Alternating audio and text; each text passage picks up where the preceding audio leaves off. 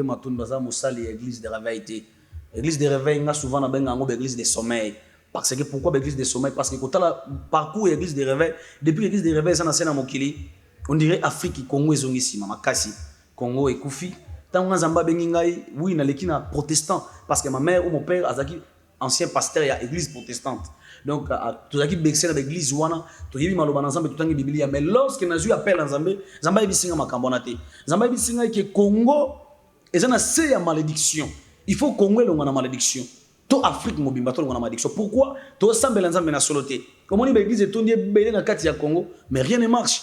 Souffrance sur les cathos, tous les coins sur le Congo, bah lignée zo sal ba érosion, bah fou le coup de kolobate. Na ba église showbiz et quand il ba pasteur belé baza basi, ya ba frère belé na kati église. Ba frère belé baza basi ba pasteur na kati église, mobile na mbali bazo balana. Et ba pasteur belé nzamba bisinga baza na kati judaïsme. Mingi baza na kati kabale juif, mingi baza na kati exotérisme supérieur. Notre bisao qui tous na bilo comme ça na Bible évangile selon na Esprit l'Éternel na livre poésie. Na Bible ezali mélange il y a 66 livres.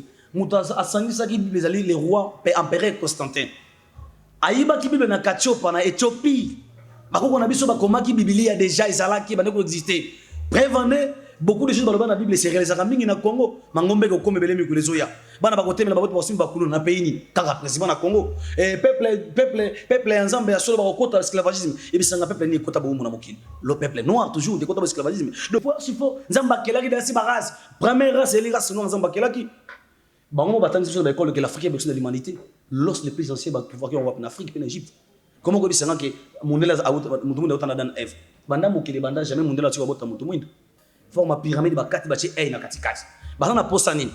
Mikolezo ya tito comme en 2023. Monde to comme na langue moko ko eza français le monde entier. To na monnaie moko monde batolia kango, to na président moko même religion moko. L'école na bino bolia ka ligoro doté. Yo une école ba mide ba bitolia ka ligoro do. Et saloma la mutu saloma be. Et saloma be directement parce que bien l'école bolia chaque libota basana pour na nzamba kabola ki bikolo akaboli ba loposo akaboli na bagas. Parce que na kati na mutu za na basine du zodiaque. Nous avons ko sa marque jaguar mais na sa marque serpent. Facile ya kozongisa bakonzi na bokoko na biso. Oui, Toronto va connaître beaucoup na bango parce que Toronto ensemble pesinga na maîtriser 4 forces. Mai moto mabele mon peuple et puis même soleil. Je connais l'esprit du soleil, Diera soleil, Osiris na yebi sikoyo. Oba ko na so ba sambela ki. Et puis na la capacité à maîtriser soleil. Même na mo na bi que soleil ko bimate mo ipe kanga mi bimité.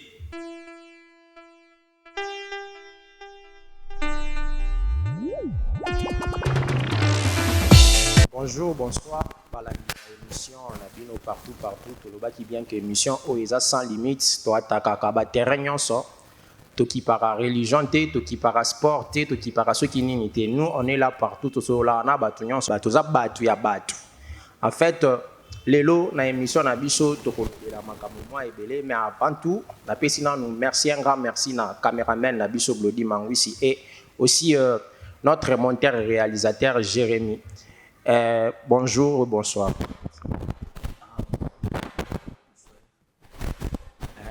Pour présenter, na lingi yo moko se présenter au vu à public au ba la émission na biso, oko ebisa biso ozanani.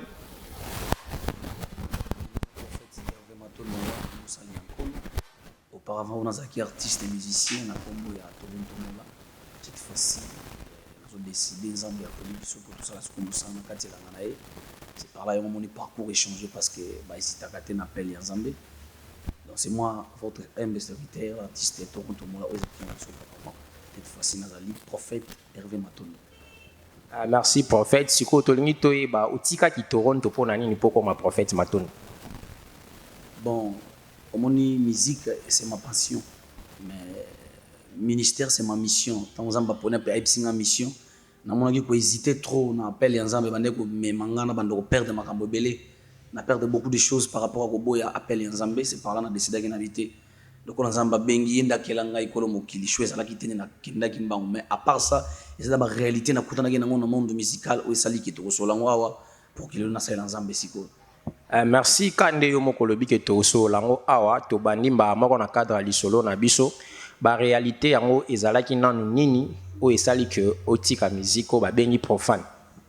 Oui, en fait que Toronto ali bosso azali parolier l'artiste Toronto daki parolier artiste musicien parolier chansonnier ou comme banzembo belé pour l'artiste belé ya mboka oyo lokola ba Fally Ipupa lokola ba Fabregas lokola ba Kabose Bulembi certainement ta komeli bon bazembo ebele mais réalité ya monde wana eza monde moko ezosenga trop de sacrifices eza monde moko esengi beaucoup de sang témoignage na ngai wana monde moko elingi makila et biso tozokoli na famille moko tozalaki vexé epai ya mama aboti biso alingaki mingi tolanda nzela ya nzambe et ntango nakutani na baréalité wana vi ke mon esprit o mon âme ebande koréclame nga tuna sala nzambe bien que nazalaki misien profane mais nabande kozala na baréalité moko okuta na baréalité wana nabande kofungola motema na nga te mpo ke nabise to nabebisa amo na ngai c'est par là ntango appel ya nzambe nahésitaki su te mais tokutama mobele chaque bato nakutana bango nana jour moko bamemelanga producteur moko lisolo vrai te moi je veux bana nzambe bazokanga et nake kuna atyelinga mbongo mais papa na nayembelaka nzembo bato ebele bayembela papa na oloba komona awa te mais mpa na nga na comprendre ta komo isanga ti ye mignon garçon nga na tosala showbiz omoni showbiz ekoti mingi na monde musical bagene bakomi kopesa eloko moko ya nsima nde balobaka mpona bazwa makambo na mokili oyo totali ke jeunesse nzambe ape biso misio tokoluka kokangama na makambo wana te nde eloko wana esalaki nga mpasi nakomi kutu chanson moko concernant makambo wana showbiz ezalaki nga mpasi koma jeunesse showbiz yango eza nayebaka ngo liboso te ezali moninga mobali akoma mobali ya moninga mobali do yo moninga mobali okoma mwasi ya moninga no mobali do baréalité esalaki nga mpasi mingi na domaine na biso musical.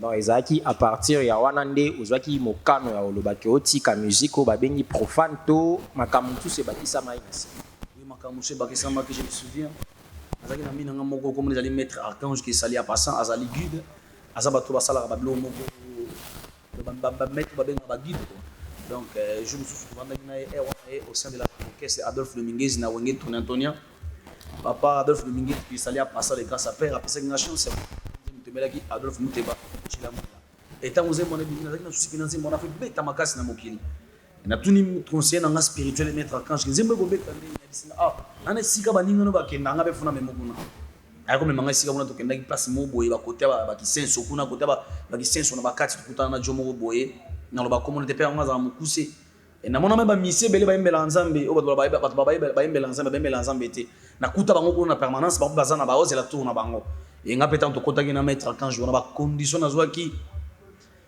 azobisanga makambo ebala ebisinga tosalaka état de l'âme et puis na tombeau ouvert ezali il faut lien na kati ya famille na yo oboma mutu pour que o musique na yo emata et puis état de l'âme ezali faut tekela biso âme na yo et na comprendre te na mona betelo mona te vatonga komo na mboka nani et na pesi komo na mboka abetelo mona miroir na ye na moni ba mbula na nganza mbachelanga na mokili bimi na kati ya tableau na yo na bisinga na biso vivre dasi autant et otikali na oyo to division par deux yo régner na o wana ngapo oyo ekoma yanga pa na ndeni abi oui wanto benga na état de l'âme do pesa nga bamvula na yo saki nga passe mi kotala na mokili na batu mingi ba sa ba succès ba sala ba état de l'âme so ba sape ba tombeau ouvert et puis singa so lingi état de l'âme to lingi pe tombeau ouvert to sala ba sacrifice mensuel do bando kolia libanda ma avant ko sala sacrifice mensuel il faut boma mutu ya famille no moko après bando sala ba sacrifice mensuel et saki nga passe mi kotala ba témoignage oba na nzambe ba za vie apprécier bo sala apprécier donc nazo ngi na parler na bito la nuit porte concept na pas raisonner je réfléchis et puis qui appelle ensemble et auparavant tout qui était au kendena mettre wana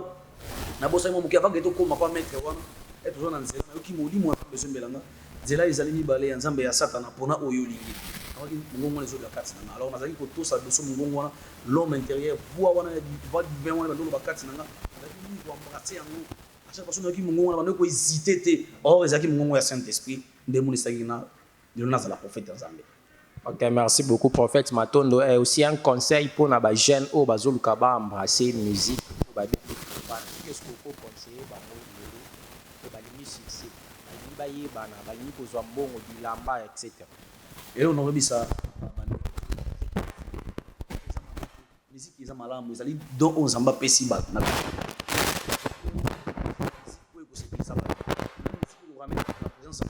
La musique est édifiée. Pendant 3 sortes de musique. Alors musique c'est ça bato nzambe mutapesa ki donc bako na biso kala babeta ki on d'une manière ba se pesa bato mais lelo ba komi ko lokela ngo bongo ba bojuto boy te fu muno sala na sala na ye mais ba ça pas na sali boso ba leka ki wana siko siko jeune tala ye sika alinga sala musala na musique ba permettre ça na musala ba na posa ba combattre étoile na pour que arriver à atteindre l'objectif avec le salaté yango moni à chaque fois somme dans sala on a voix normale et si mbaraté deux ans musala o isengi makila parce que ba banda ki yango bazali boso auto enviaka ba simba makila ba mela ba makila c'est par le moni musala be na sana ko yebi saba na nzambe ba o bazobeta musique wana basa la précité sur les malamu région des Zambie ya ko sala Zambie mais sur dola na voix normale oko kemba mingi oko souffrir trop parce que monde wana eza monde ya makila ngolo ezali mais oko koma na niveau te oyo ozomona bato misuba koma ka wana nde yango makambo eza bongo. Ok, merci beaucoup. Siko tolingi to lobela appel na yo e ya nini ozala wapi obanda ko sala nini? Oui, na yeko yeba teko kende Dubaï na papa na biso Adolphe Dominguez qui chala passer toujours. Toke Dubaï. Tu beta na concert à Dubaï boye, ezaki na concert mo tondo beta na hôtel mo. Mandala mais maka biso kuna. Et tondo beta concert wana to komi vers 3h du matin. Na senti mwinda moko epeli likolo na forme ya sanza ezana signe ya croix. Na ki ngomo ebisingai fukama na za makambo webisayo. Oh, na bien on makambo ezebisangao. En plein concert na podium na ndo sala vocal mo ya des faits musiciens mo kazaki na wenge tuna la coste na ndo sala vocal na emoko na nze moto ndo imba wana ndo sala vocal la coste na c'est vocal wana amona image wana et petit kinga lokola mutu moko kidiba na tsiki kidiba mais oninga na mona o et maman na fukami et ado fa komo isa bato pecho ala kizengi na mona mutu ndi sala bien te comment zo yemba fukami et na tsiko yemba na tsika kidiba musique ezo betanga na kwa suko yemba te mwinda na ebetanga mbala misato na ki voir na ko supporter yango te ngongo moya makati sanga fukama et puis longwa na sika o et ko saki na boa ki micro na kimi na ko zonga tina hotel ada fatini ba mettre balaninga ba betanga journal na makasi ba betanga ba yuni ukata concert yo ba ba mbongo okati concert ndeni et na ko zonga na comprendre ngelo kwa ngote za phénomène ni et ta tozongi kisasa to aller continuer ko bosser jour mususu à l'époque on wana zaki gérant na boulangerie mon na Sebo côté à Cité Verte na oke su musa na poko wana kene okota siko musa parce que beka na beta musique na zaki ba musa na bando sa na nzela na parcours ya musique na moni susu même l'image ya sanza wana ezo pela na forme ya croix et bani siko lobelanga ke fuka mona sana mamba webisayo mais est-ce que c'est quoi ça en tout cas il y a deuxième fois ko persister il faut savoir na tena fuka misiko na nzela à l'époque na zaki na mutu na mona no bengi manager comme zaki papi pichu musayo on appelle simbo te sika ya landanga ai bisinga bando ba oh leader na mono be libo pa no benga souvent leader o be libo manga na be libo mate abilité na moni o be libo ma o sous clair te comme nous sala o na bando banzambe na bangio na tout chose ali nzambe na bando kumisa nzambe le pesinga crainte moko pina ki posa ya kolela moko elinga na senti que mungongo moko mo ebisanga et comme on rappelenga masumu na salaka na comme on senti que naza péché na sena mokili mo yoka posa ya kotika masumu na mokili mungongo comme on reprocher que tellement kambo sala au sala boy bimana basaba nikolo zabo nzamba sepela na ngote na yo qui je me suis reproché par rapport à voir wana cette fois-ci tant na yo ki mungongo kiti et puis na orientation ay ko pesa nga ba kombo na ye ay bisinga nzambe ki ngandi na zali nzambe ba libota na yo na poni yo ote ya bato nzela lo yembo po bisa bato zali nzambe po kati na yo na chaki do ya délivrance guérison miracle et seigneur moni sama et à partir wana mutu na ngesa ki lokola e bouger et mingi ba vana na ba mina ba ki tonta be liboma et puis car les mêmes moi na longola ki bilamba na comment lokola mona komi liboma nde makambo sama ki bongo. Ok, prophète Toyokio. Mais avant de continuer dans le monde, il y a Kosa et Lanzambe. Tolingi Toyeba, quand même, musique malgré ça qui m'a bé par rapport à Nyon Socholoba. Mais nous pouvons aussi savoir, quand même, souvenir à Malam, on a ma bé pesa. Au Koba, on a souvenir à Malam, pour ceux qui n'ont pas souvenir à ma bé à musique, personnellement. Oui, la musique, en tout cas, par rapport à la parole, musique est souvenir à ma belé. Nana pesa batu basa la rapenzambe pour na misolo ezali mabe parce que toronto sali nzambe non pour na misolo te parce que musique on mando beta musique profane bando pesa nga bojui parce que nazali parole chansonner banze mona nga belé et cartonné na kati ya Congo o ba bisi belé basali yango ba carrière ya danser et puis na bando ko futa mana yango e bando ko sunga parce que nazali parole à part ça e ko longana pas d'offre ko sala so orchestre na nga moko nazali bena ba soutien mala bando soutenir nga à l'époque nazali na papa na biso Willy Mouché na bando soutenir nga nazali na papa na biso lokola Jonathan Mutamba na ko soutenir nga pe na orchestre nga nazali vraiment nazali ba soutien musique bando pesa nga ba soutenir malamu ba voyage et puis basa kitoko ya bozui bazo soutenir orchestre mais quand même mingi bando ko leka na sens moko négativité bando leka pozo mbongo fokosa faut beta mantolo faut bloko mo ndengo wana et puis mantolo ngo soto ke no beta foza na mo loko mo domination na salo lemo pour so rebisi patron likambo afonga ma peso mbongo sa yango ba peso mbongo te ne ba biloko na tuna na zaki ko mona ke sa biloko no sela nzambe te comment ne souvent ça la funa qui est considéré comme maître mo pa isanga no likambo donc et bando tambo nga ba souvenir malamu mazanga pour na musique epesanga elongolanga makolo comme tambo na mutuka pour na musique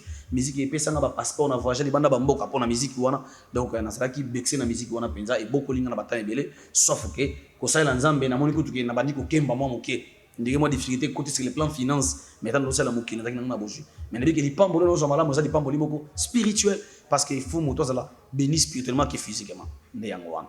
Ok, merci.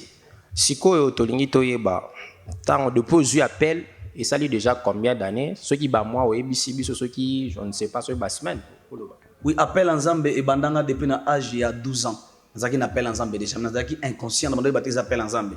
Mais na ko embrasser surtout ko landa chemin wana depuis 2016 na décidé que na sel en Zambé. Na sel en Zambé et puis na ko yema na pe na mokili. Mais na 2018 penande na tiki nyonso même musique en mokili pour na ko ya siko na carrière ya ko yemela Zambé. Et puis na na studio ba fan balinga ka Toronto, ba j'ai la pas l'album na Suzoya na kombo ya tout va changer. Na réalisé banzembo ki toko na kat album on a tout le bel tout à l'heure awa album oyo et ko édifier ba ensemble parce que na yembi ba réalité et puis na bete ba to ba histoire et ba parcours na leka na ba monde on na kota surtout ba deuxième monde pour na ko ba succès ya mokili oyo. Sikoyo olingi kolobela kombo à Toronto mingi siko na tango sala album na disque ou bien DVD au kombo à Toronto to cha kombo à Prophète Maton. Oui na kati ya fiche na na réalisation réalisateur après nga bidé moko na na kata cercueil Toronto akufi ba commis Toronto est mort et puis na sa suya côté malobi la mort et la résurrection. Le Toronto akufi et puis Papa Matondo a joué résurrection. Donc na fiche na commis la mort et la résurrection les titres ya fiche wana mais l'album ezali tout va changer. Ni ne changer parce que koyembela mokili ezali wa ko sa la mokili ezakufa mais na Nzambe ezali bomo inde na komaki la mort et la résurrection. Sikoyo ko sa la Nzambe za malamu tolingi toyeba oza mosali ya église de réveil protestante to église nini. Bon esika wana vraiment desika mama na likambo ezali Papa Hervé Matondo baza mosali ya église de réveil te. Église de réveil nga souvent na benga ngo église de sommeil. Parce que pourquoi l'église de sommeil? Parce que quand tu as parcours l'église de réveil, depuis l'église de réveil, ça n'a pas mokili, on dirait Afrique, Congo et Zongissi, Makassi, Congo et Koufi. Tant que Zamba Bengingaï, oui, na l'équina protestant. Parce que ma mère ou mon père, Azaki, ancien pasteur, il y a église protestante. Donc, tout ce qui est l'église, tout ce qui est Malobanazambe, tout ce qui est Biblia. Mais lorsque nous appelle en Zambé, Zamba est bisinga makambonate. Zamba est bisinga que Congo, et ça n'a pas malédiction. Il faut Congo ait une malédiction. To Afrique mobimba to ngona malédiction. Pourquoi? To sambela nzambe na soloté. Comme on dit l'église est tondie belé na kati ya Congo, mais rien ne marche. Souffrance sur les cathos, tous les coins na Congo, ba lignée zo sang ba érosion, ba fulu kutu kolobate. Na ba église showbiz et koti ba pasteur belé baza basi, ya ba frère belé na kati église. Ba frère belé baza basi ba pasteur na kati église, mobile na mbali bazo balana. Et ba pasteur belé nzamba bisinga baza na kati judaïsme. Mingi baza na kati kabale juif, mingi baza na kati exotérisme supérieur. Ba pasteur ebel to somona kata mokila mingi wana formation na kati ndambu ba kombo moko totanga liboso wana ba judaïsme na soki kabale juif wana donc oko expliquer pena ba na nzambe po ba yeba pena soki elakisi vraiment. Merci beaucoup. Nzambe tanga keli mokili apesi bato na bato ba ange nzambe akitakata sana mona l'église mo ba osambela makasi nzambe kito sala nzambe bisinga kota na église na kete ya bato na koti na isima ngolo nazali kamba kolo ba isinga nini na bi papa tinda bato basambela basenga nzambe asala te parce que nzambe sala ne surtout bato basenga nzambe apesa bangonde maele mais nzambe asala te nzambe akeli kolona se akeli mbisi na mai atie diamant na mabele ba or biloko tu yoko lo nzambe asala susu nini futo senga ka nzambe apesa biso maele et puis nzambe ko kitana église na binote nzambe asali ba intermédiaire to bengi les anges. Donc chaque nation bazaka na ba ange na bango ba ange wana bazo présenter ko pesa bango bizali to culture malamu. Donc Congo to bongisa titi judaïsme ezali nini ezali bo koko ya ba yuda. Et puis, quand les juifs ont beaucoup de juifs, on va passer par imiter. Et puis, les Congolais a commencé à faire l'église, tout le monde a fait des juifs dans cette église. Des gens ont fait beaucoup de juifs sans les savoir. Autant que tu as une originalité, Bolandi a baninga et bungi sibino déjà. Na Congo, sur le côté de la bande que belé au monde, sur le monde a zolo lingala, c'est la ferme linga la fond. Donc pour nabiso ceux qui me français ça mutamaye les collègues bato ba lingala. Mais na France na tia lobona tamu kolomo côté un français bisamo on la ferme français fond parle lingala et tia salamati. Ba on bazo ko embrasser bien que langue française ezali internationale. Mais biso peut trop comme ça s'appelle lingala ou Congo international. Tout le monde peut langue locale par rapport à biso mozo to lingi makambo na biso do Congo po ebonga nzamba lobaki nanga to longola le côté ya ba judaïsme ou ekosibat. Biloko ba recevoir fire. Beaucoup de pasteurs qui ont une initiation nigérien quand on a kata Congo ko saba ensemble ko boto ba mingi basaba gagner dame ba gagner dame te ko ba ama nzambe kat na nzambe ba ama ya ba na nzambe na bo zambete mais comme mango na monde de ténèbres parce que à l'époque ngana ebaki na zaki ko sala esprit moko tema je peux vérité et na zaki na musique Adolphe Dominguez na zaki sur na matin na podium muto le kanga na sexualité sur ba vocal na ngato ebeta à l'époque no sala esprit moko comme no El Shaddai no sala El Shaddai très puissant d'esprit on a invoqué ngo fona koma kitoko lokola moi si mo na koma kitoko koleka mais na église na basa mais El Shaddai mais ngana bi El Shaddai comme le maître des esprits mauvais bazube bato basa mais El Shaddai lokola nzambe dit le père qui connaissait tu vois il y a des choses cachées lokola mot amen yo to beti amen na Google to mona ke ezali mo oyo euti na kata judaïsme na kala ezaki kombo ya dieu mythologique égyptienne amen mais là en Afrique baso embrasser amen so bising amen l'axi ainsi soit-il pourquoi lo ba prier note na sisi lo sambo na binzambe na sengi ekokisa mabongo to na lobi ainsi soit-il faut ba amen so na tuni pas juste amen l'axa kanini o isanga ekokisa mabongo et c'est na langue nini okotatone donc ça dit loko o photo longola ba na ba piège à satan satan babaki na mukola suka comme un monstre léviathan akobongo na l'ange de lumière ayakobongo na sima bolamu pour ko tromper ba na nzambe. Et puis, dans mon collège, quand tu as abandonné foi na bango pour kolanda biloko wana. Ya mon église de commis maté, prospérité au kobala, recevoir aucun de poto. Na quand même mutu moko abet de loterie azui, a pas témoignage une église. Pas aucun des États-Unis, tu as la ignorance. Donc mutu c'est pas les États-Unis ko le Kamboka na Congo. Wana ya pona souffrance. Souffrance bien que ça bongo même nos politiciens balingaka Europe, États-Unis par rapport à Congo. Moi mboka bonga EAT. Les dirigeants bazo diriger mboka balingi mboka te, balingi de babia mboka balingi mboka te. Congo c'est un esprit. Congo c'est un esprit. Et ça Congo temboka Congo c'est comme on ça Congo avec K. Et ça Congo ya c'était. C'est un esprit. Donc chaque nation c'est un esprit. Yango nde zali puissance ozo dominer pour na nation na biso Congo.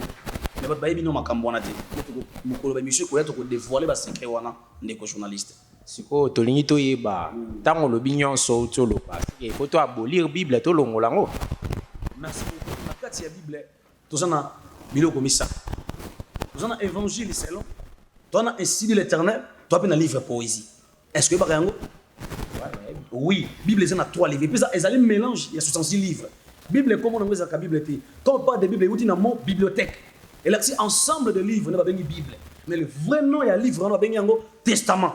Nous avons ancien ou nouveau. Testament, il va manquer ceux qui testataires à profiter.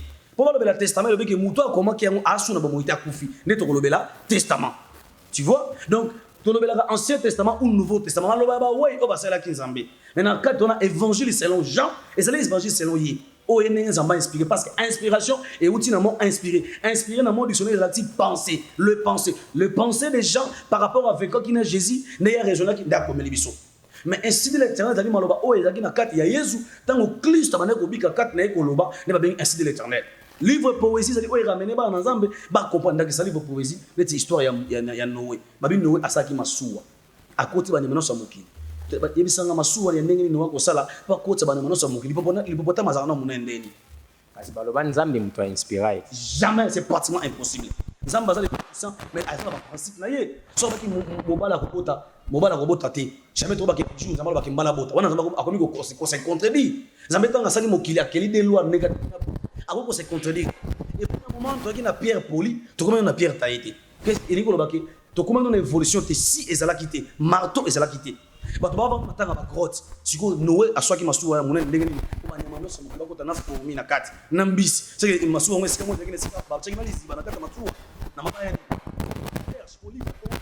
donc ils allaient bien qu'on ramener dans ensemble base en forme à quatre. Mais à vrai dire, le Massoua ou Noé, ça na ba terme spirituel ba benyango suwa de Noé ça qui église a terre qui va le ensemble ba to ba une église na ye o ya kondimela ko la continue masuwa église spirituelle.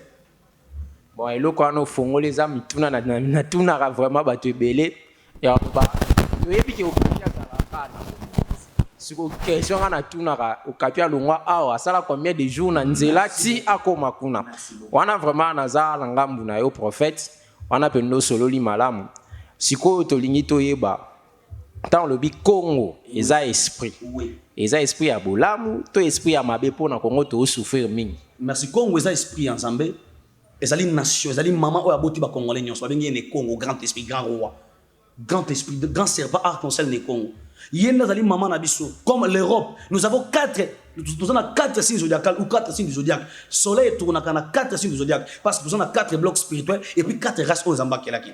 À chacun des races, il y a un esprit où est tellement comme Dieu intermédiaire. Sur une Apocalypse 4, Balobi, Bamoni, 4 êtres vivants remplis d'air devant et derrière. Jamais on a qui vision.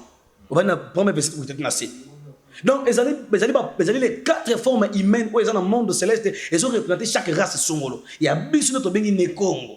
À la forme, il y a Lion, Afrique Mobimba. Alors, même Afrique, ils ont une époque royaume du Congo. Tu vois pourquoi pour le président Congo parce que c'est lancé dans le pasteur. Baotia bon maboko ba pasteur côté na judaïsme na franc-maçon ati président ya mboka loboko mboka etambola te bato batambu sa mboka bato basana message clé pour Congo faut sa purification to la kisa bato ndengeni na biso loko moko nzamba la kisinga mo comme sous vision moko na moni forme ya carte d'Afrique na forme ya carte d'Europe mais carte d'Europe na moni sana ba piné et etambola ko la mutuka rapide na moni carte d'Afrique et na ba piné mais etambola te na tuni nzambe vision la kisanga pona ni esata 6 mois vision. Je me sentais bien la question de la nation na bino Congo to Afrique et tambolati. Pays tambola ka soki basa na langue na bango moko balobaka bango surtout soki baso embrasser ba langue na bango parce que langue est la communication entre les hommes et les intermédiaires. Si to lobaka ki Congo to se communiquer na ba ange ya nation zamba na école na biso. To loba tiluba to se communiquer na ba ange wana. To loba Swahili même lingala to se communiquer na ba ange wana. Mais si to loba français to zo kata connexion entre biso na ba intermédiaire. Yango moni ni Congo c'est un esprit. Yende mutu azali mama o aboti biso tout a inspiré biso les 4 langues na biso ikongo tu luba swahili na ba ozana sima ba tetela biloko tout mais quand même on a 4 langues tout abe ba luba ne ba bimisi ba biko lebele bangala ba biso biko lebele ba kongo ba biso biko lebele ba swahili ba biso biko lebele ndemo papa so Mobutu tanga a comprendre que loko wana ba ki pile na ko ba ki dernière parole papa so président Mobutu de faire le baki loko moko recours à l'authenticité le seul président ou ça qui ba recherche belé ko loko spiritualité vrai ou ko pèse vérité tanga yena Chine a côté na maote tout comment évoluer na pays na yo maote tout mayebi c'est que non ngai na bengani ba anglais po Asie ezaki coloniser ba anglais to bengani bango to zongeli nzambe ya bakoko na biso et puis tu comprendre que tu as une écriture na biso ba boy anglais ba comme ko embrasser écriture chinoise et puis le Chine to Asie et comme une grande puissance par rapport à bazongi nzamba ko na bango lorsque nzamba kuta na Moïse patinda ko misaba na Israël c'est que loko moko na nzamba Abraham Isaac Jacob pour Moïse ba nzamba na solo atangela ki na bakoko na ye Abraham Isaac Jacob est-ce que biso nzamba ko na so sambela ki na Congo kasi biso eza faute nanu ya ba ancêtre na biso moko parce que déjà ba okatanzela balingi kopesa biso tante et il y a deux fois une chose na koloba lelo pona ba parents congolais oui baba lingana premièrement ko lakisa bana minoko mboka ti et loko utia koloba on tantôt que ba comment préférer bana baloba français anglais qui ba langue nationale na biso donc c'est une chose au biso déjà il faut to bana kolobela ngo mais prophète to lingi to tuna mutuna oyo tango lobi que eza po ba konza mboka ba kendake pa ba pasteur. Est-ce que pour na yo nengo zo monela na bandeko na yo mususu oyo boboya ka makambo wana est possible et facile ya kozongisa bakonzi na bokoko na biso oui tokozongisa bakoko na bokoko na bango parce que Toronto nzamba pesinga na maîtriser 4 forces mai moto mabele mo pepe et puis même soleil je connais l'esprit du soleil Diera soleil Osiris na yebi sikoyo obako na so basambelaki et puis dans la capacité à maîtriser le soleil même dans moi on a dit que le soleil comme matin moi il peut kangami limité et lorsque tu comme un moment où on tombe sanati des gouvernements congolais to mokili ba ko ba que Dieu est noir et puis l'homme noir azali berceau de l'humanité il n'a boti ba race surtout un président il faut au kambamboka obiso ba ko na biso basalaki civilisation de l'abeille pour comment on conduit il faut maîtriser les 5 vertus ya kimazaya ah kinzambi kasiti bonzambe il faut vendre ça lukaku ndwenga ovandisi luzibu ovandisi luyalu kimazaya kinzambi na mbote biloko wana misa to vandisi yango oyeba comment parce que na kati ya bonzambe to na kati ya nasuto na kati na moto to na 3 pouvoirs to na mystère des anges to na don du Saint-Esprit et puis mystère ancestral ou pouvoir ancestral biloko misa to wana pour être serviteur de Dieu il faut un mystère des anges il faut un don du Saint-Esprit il faut appeler un pouvoir ancestral. Parce que même l'écologie a mon vision, na trône en Zambie a mon 24 trônes et puis a mon 24 veillards. Balati ba courant d'or na bilamba ya pembe. Donc Nzambe akena Bible ba basoki Nzambe ko losamba ba sumu kite kaka ya ba santo. Est-ce ngana to ba santo? Toujours comme ba santo mukolo moko te ba seni Nzamba yo kaka. Et ça ba sel ki Jésus na ngomba transfiguration à l'Élie. Bible so na biso Moïse na Élie bakiti. Et puis Pierre le biki mo konzi ezama lam to tonga banda ko misato awa. Moko pona yo moko pona Élie moko pona Moïse. Tu vois, et c'est pourquoi il s'appelle là qui va s'être là. Donc, Moka va exister, et ça va exister qui Moutakou Fakatena Simaliwa, Moutakou, ma homme supérieur, na fond le locomoko. Si on a couffé un corps physique, directement, on a un corps métaphysique. Si on a couffé un corps métaphysique, on a un corps cosmique. On a couffé un corps cosmique, on a un corps mental. On a couffé un corps mental, on a un corps astral. Et puis, on a couffé un corps astral, on a un corps spirituel comme dernière mort. Esprit et zongi, sans forme. Sikoyo bango batayi biso question moto akufi akelibela et ça faut archi faux. Expliquer limbola batu ba Hollande émission ba eba ceux qui oloba nini makamana po zolo bango moi likolo to lingi pa to kota na muzino pe no expliquer ba na merci beaucoup bato bazana posa bakota na mozindo bakozwa numéro papa avec matolo bakobenga mais quand même expliquer yo moto azana na personne exemple moko so la na butolo tindo to ba landa yo okati ndoto wana oyoka pe matin na nzoto na yoka pe matin oyoka pe matin bon kobanga kobanga oui ça arrive. Ça arrive, hein? Au cas où voilà, nous venons notre peine à beaucoup souvent quand on a eu à peine, on peut kubanga. Mais il y a une noto. Il y a ma camoufle nando. Mais nanzoto c'est sûr kubanga. Si on zoto ni ezo mona makambona, c'est-à-dire corps astral. Nzoto ya bandoto. Nzoto wana soki muta kufi, nzoto musuni. Abota makana nzoto wana pour nous rejoindre ancêtre na ye. Et nos ancêtres étant bakufi na ignorance. Fallait pas bota mana astral supérieur, parce que bota mana astral inférieur. C'est par là que Congo ils en a assez. Nous avons un problème spirituel, religion. Je te dis, mon frère, comme El Shaddai, Rabba, Kondo, Reka, Roboria, et bien le Satana. Quel est le rebo sandé, so bête dans l'église. Mais la fille, mon gars, c'est comme le rebo a apporté reine de séduction. Rebo. La reine de séduction. Mais l'église, c'est rebo santeria. Le même rebo, on a reine de séduction. Il y a des pasteurs qui sont dans le monde de séduction. Donc, Fouto la sabatu comment ce que mutakufi akoma am supérieur so kufi na nzoto o même nzoto ne polate pour ton information sur mutakufi nzoto na e comme espèce nature nzoto na e comme kusu nzoto na e bonga mafumi nzinza ko nzoto na yo même musele ke tauta na corps na yo même les crapauds uta na corps amuto est-ce que bien nzoto se décomposer na ba forme comme espèce nature ya moto koma wana tolingi to tuna ucholo belo moko wa soki mutu akufi akoma astre akoma homme supérieur ce que le bibiso batumini to komara inférieur. Soki mutakufi akomaka homme supérieur. Mais fa kufa na connaissance pas comme homme supérieur. Et nos ancêtres bazo kufa na kombo ya Jésus, ba yiba okena lola. Or lola les blocs spirituels na bisoté.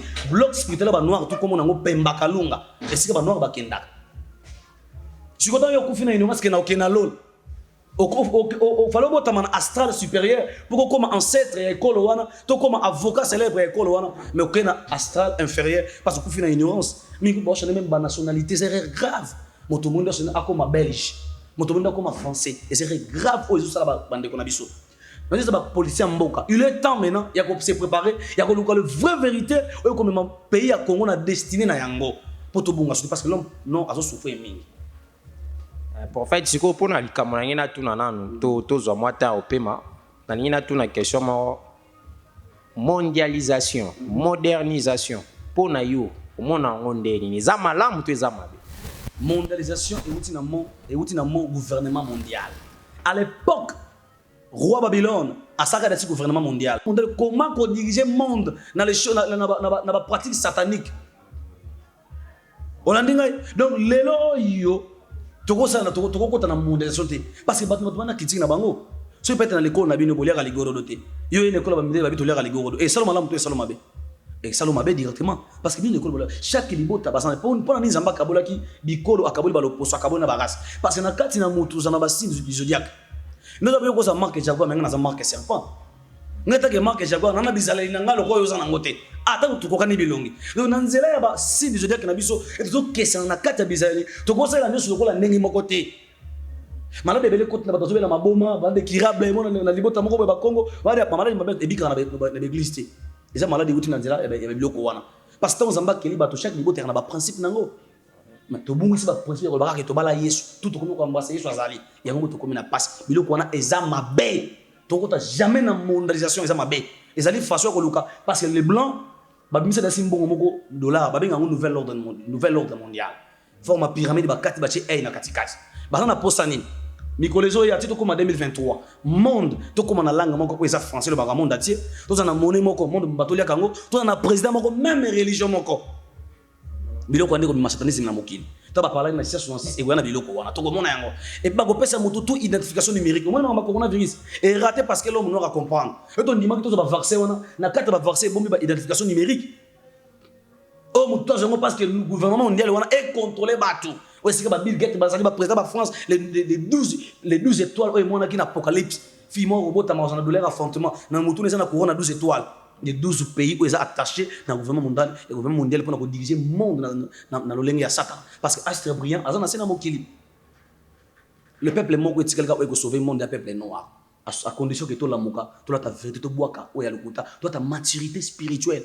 Tu comprends que l'homme noir a outi wa. Ma conception ko bakada na eva bako qu'on a biso c'est faux, archi faux. Par rapport à nini les faux et archi faux. Na lisolo na Eva boti Caïn na Abel. Caïn abomi Abel, batikali combien? Misatu. Mais balobi siko ta on zamba ko la Caïn. Aibisie na okenda pesa mbaisi na benga no Bible so Caïn kenda na ville de Nord. Akota na mwasi abala boti bona komba Enoch. Peuple na utewa. Comment il faut sambe la sous nzambe pour appeler sa biso inspiration. Non, le couteau c'est pour chifo. Nzamba kelaki dans ma race. Première race c'est les races non nzamba kelaki. Bango batangi sur l'école que l'Afrique est besoin de l'humanité. Lorsque les plus anciens va pouvoir qu'on va en Afrique et en Égypte. Comment qu'on dit ça que mondela mutumu autant dans Ève. Banda mokele banda jamais mondela tu va botta mutumu. Les contre l'homme blanc a comme mutumu mais l'homme noir a devenir comme blanc. Tout le monde n'accepte pas na so Michael Jackson a comme mondele. Mataki mutumu.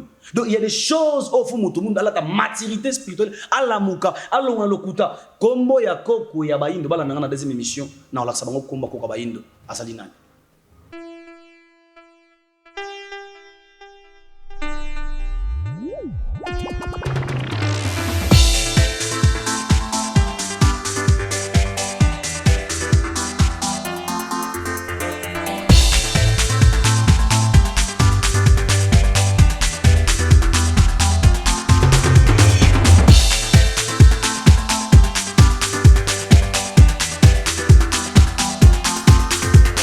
Ok, merci beaucoup. Tout petit merci na salon finesse au Bayambi Biso.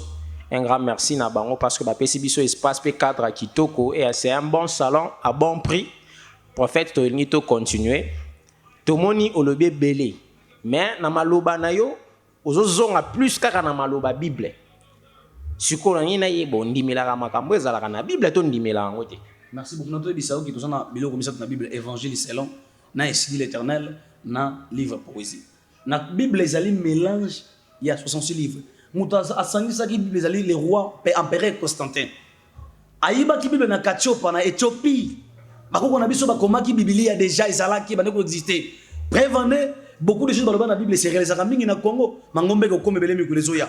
Bana bakotemela bakoto basimba bakulu na pays ni kaka président na Congo. Et peuple ensemble ya solo bakota esclavagisme. Et bisanga peuple ni kota bomu na mokili. Le peuple noir toujours de kota esclavagisme. Donc Bible ezali biloko na biso minele ba yibi. Ne ba yiba ka biso cobalt ba ke ba modifier ba biso téléphone.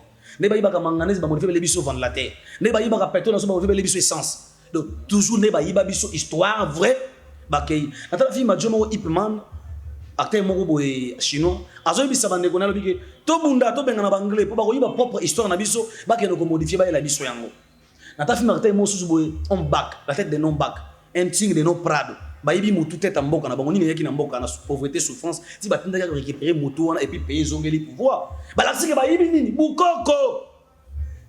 Bukoko eza bonzambe le pasteur ba otebiso bokeba bukoko eza bondoki mais jour à mariage coutumier pasteur a ba les mariage coutumier respecter yango aina ntsamba makasu luzibu lutono mais après votre église coutumier eza mabe mais mariage coutumier pasteur a respecter tu vois ignorance ya connaissance yango moni lelo oyo tozana pour réveiller bana nzambe ngana ndimela ka bible te lo lenge bango ba komeli yango mais na comprendre ka bible lo lenge maloba o eza ya solo o eza inspiré na nzambe na comprendre yango par rapport o eza inspiré na nzambe parce que pour ba bible malamu faut za na molimo na nzambe parce que le côté za na kati eza mbeli ya double tranchant ndenge hébreu bible mukanda na hébreu lobi na biso bible ezali mbeli ya double tranchant et kati koto c'est que vrai sens nango po bango faut la trop spirituel pour comprendre yango et là le ko baila ki mutu mundu po abunga ba bombeli ba secret na ndenge ya code pour décoder yango faut la trop spirituel po ba ko eza code eza ya biso ba yiba ki bakena yango na ndimela kango par rapport na décoder yango sikoyo o décoder yango tolingi toyeba ni ecclesia na yo ni tonga na yo salela ni ne tonga na sala ka palendo et puis na salela ka mingi nature parce qu'on a maître moko et puis na 3 livres na salela ka parler de livre na biso banois na ça la Bible comme référence ya ko laksa ba na nzambe o eza lokuta et là ba komela bino tala eza la kaboy pona ko laksa bango lokuta parce que papa na biso ki fimo ki mbanga lobaki bo continuer ko tanga Bible kuna ba ko yeba mabe na malamba to meli bino yango et ya misa to livre na tanga ezali akashique livre spirituel o eza placé na kati ya se révéler ya mutu po mutu tanga ngo face na connaissance ya nature po yeba ko tanga akashique livre spirituel o to bengi palendo na Kikongo. Et yo posa na kashi kat na yo. Il y a des choses des fois les makambo sala na mokili. Ozo on a livre té, ozo inspiré na kat ya kashik. so sangisi mbwa mobali na mbwa ya mwasi otiki bango bakomi na âge ya 3 ans bakobota mais mbongo musumu tayi ko enseigner bango te bobota bajongo na kata kashiki so posi mwasi na balo tie bango bakomisi âge ya 20 ans baza mwasi na baza bande côté otiki bango na ndako mo pendant 20 ans bakobota ata mutu alakisi bango te bazwi makambo wana bazali révélé par rapport à kashiki parce que nzambe aplaçaki connaissance kata nzambe azazoba te tanga soki mutu angaki ne voyage atambolaka na passeport amemi provisoire kolia biloko tu bongo nzambe azolongola so na mokili ya molimo atunda biso na mokili ya mosuni sans passeport sans connaissance atielaki biso livre manque ya connaissance pe ya savoir et totatoni tolanda kwa baninga mais ya biso ezali akashiki eza mpe pa na yo jour mosusu na kodevale bato comment moto akotanga akashiki todengi palendo livre spirituel ezalaka placé na kati ya conscience ya moto epi subconscience. Ok, tozela to développer masolo wana nyonso tokozela vraiment tokozala nesi yango mpi soki prophète oyambi biso mpena na kati etonga na yo wana omemeli biso biloko nyonso uti oloba awa esepelisa biso vraiment mingi tolingi tokite mais tolingi toyeba nanu prophète sikoyo olobeli mingi makambo ozongela bokoko sikoyo mpo na yo par nini okomema na baeklezia na biso mpo tozongela bokoko. Merci beaucoup. Bokoko pe kabana bitene na bit plus tozongela la bokoko te parce que bokoko na biso pe kabana bitene mibale bokoko ya négativité na bokoko ya positivité mais bokoko na lobeza bokoko ya positivité bizali malamu o bokoko na so basambelaki pe nzambe ya solo bokoko na so basambelaki kombo ya nzambe wana na tous les 4 langues nationales na baluba babengaki nzambe na kombo na mvidi mokolo l'ancien de Sayo ou maweja nangela basali babengaki mungu baba o mungu ni mwema bangala babengaka ye nzakoma ou akongo mongali e biso ba Kongo to benga kaye nzambi mpungu to lendo to mpungu ni maweji nzambe wana ndaki ali korona si yende ba windo sengeli ba sambela bazunge pa na ye yende atinda ka batinda minase na mokili comme le tout puissant so to zongeli nzambe na liboso eza moko ya délivrance ya mibale to linga mboka na biso Kongo koleka ba mboka tu to sepela ko za ba congolais to linga poto te to linga France te to ambra to tombola ba lokota o nzamba pesa ki biso ba langue na biso ezwa pe botulwa pour que moto moindo azongela o ezali originalité na ye soki to komi ko zongela bongo to koyeba bakoko na biso bayebaki lutondo bayebaki luzi bayebaki ntsamba bazaki na connaissance basalaki masu boatu bacheli kolama batamboli esika bango basukelaki na création biso to ko to ko évoluer bakoko na so ba découvrir masango bayebaki ntsafu comme ba comprendre que finance alinyo kona cha na mai elemba na chango na mutala ka ezui mo et puis na tout est comme fufu ezalo la création badako kela déjà si comme avec tout à pondu mais avec ko mélanger mafuta mbila na pondu balambe comme kitoko bataki na création ba metezaki moto le sika basuka ki biso to zoni wana biso pe to ko tomo mpona ko za création to ko boya baninga te to ko ndima pe baninga soki ezali malamu to ko ndima yango mais à 100% te comme idée mais to ko sala oya biso nzamba sala ki biso nde yango na ezali malamu ko te abat kutu plilo na okendege l'homme blanc a détruit la planète terre moko to banda deuxième mission na ko pesa bango comment nzamba za na kanda parce que nature ko ganga na kolongola ka ba cobalt ba diamant na mabele et c'est grave tout ça là planète terre ko toboke ko ganga mo ko beta bat na sena mokili ba mama ba industrie ko salema ba tremblement de terre ko sama partout na mokili pour na reminde ba zo ko na sena mokili soki ba to ba ko sauver humanité ba za te kotolenda a sauver humanité te e ko sala passe mingi ba luka bien sika esprit ya kotolenda bezali ba ko ba vérité. Oui, merci beaucoup, prophète Matondo. Na sepeli nenge au répondre à l'invitation na biso plutôt positivement. Te pesi vraiment merci pour la présence na yo pour honorer biso et puis te pesi merci encore na salon finesse et puis un grand merci na président na biso Arnaud Mayamba parce que a sali biso confiance au chaîne na bino les étoiles de Mayamba boye bana kolanda ngo bo s'abonner vraiment massivement pour esa chaîne na bino to lingi to komana suka ya émission na biso. Une dernière question, prophète. Jésus-Christ pour nayo azana. L'envoyé de Dieu, Motinda mi Nzambe comme fils de Dieu, le rôle en ngapi na za mwana Nzambe, yo poza mwana Nzambe. Mais fils de Dieu avec une mission confiée par l'Éternel.